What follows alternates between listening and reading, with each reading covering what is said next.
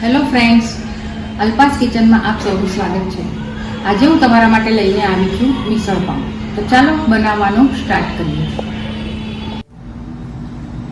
મિસળ પાઉં બનાવવા માટે અહીંયા મેં 2 કપ મગ અને મઠ લીધેલા છે, જેને મેં રાત્રે પલાળી દીધા હતા અને ફણગાવી લીધા છે। તો ચાલો આપણે હવે એને બાફી લઈશું।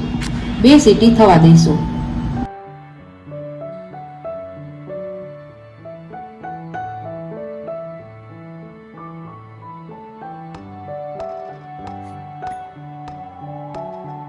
મગ મઠને બાફતી વખતે આપણે થોડી હળદર અને મીઠું નાખીશું।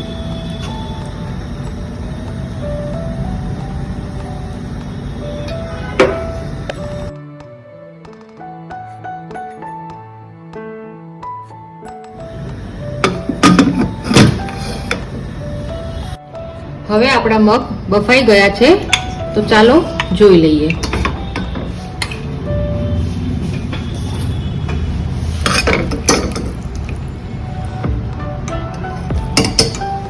મિસળ બનાવવા માટે આપણે હવે એની પેસ્ટ તૈયાર કરીશું। તો પેસ્ટ બનાવવા માટે મેં અહીંયા લીધેલા છે 1/3 કપ કાંદાની સ્લાઈસ, 2 ટેબલસ્પૂન લસણ, થોડું આદું અને થોડા સૂકા કોપરાની સ્લાઈસ। તો એક પેનમાં તેલ લઈશું।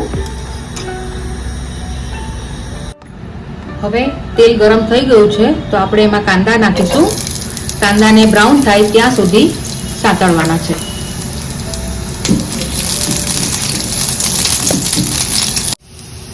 કાંદા બ્રાઉન થઈ ગયા છે, તો એમાં લસણ, આદુ અને કોપરું નાખી દઈશું। એને પણ થોડી વાર સાતળશું।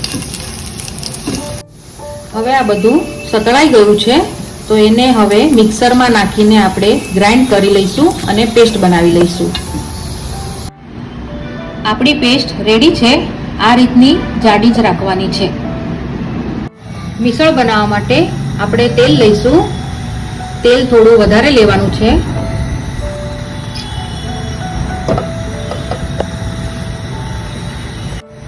તેલ ગરમ થઈ ગયું છે, તો તેમાં થોડું જીરું અને હિંગનો વઘાર કરીશું।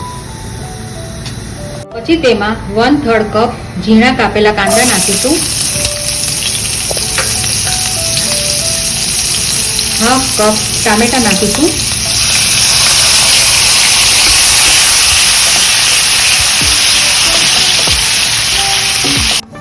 કાંદા ટામેટા થઈ ગયા છે, તો તેમાં થોડી હળદર, મરચું, 1 ટેબલસ્પૂન ગરમ મસાલો, 1 ટેબલસ્પૂન મિસળ મસાલો અને સ્વાદ પ્રમાણે મીઠું નાખીશું। મીઠું થોડું ઓછું નાખીશું, મગ બાફવામાં આપણે પહેલા નાખેલું હતું। થોડી વાર થવા દઈશું। હવે આપણે જે પેસ્ટ બનાવી હતી એ નાખીશું।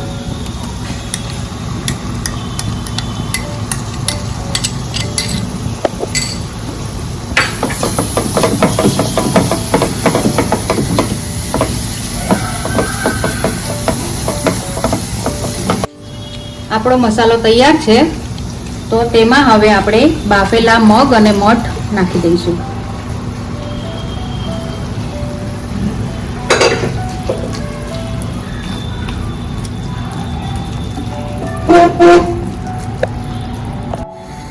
ગ્રેવી બનાવવા માટે તેમાં પાણી એડ કરીશું।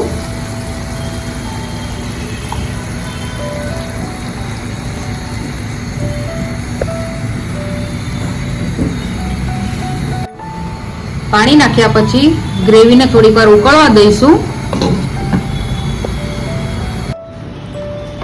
આપણું મિશ્રણ તૈયાર છે। હવે થોડા ધાણા નાખી દઈશું।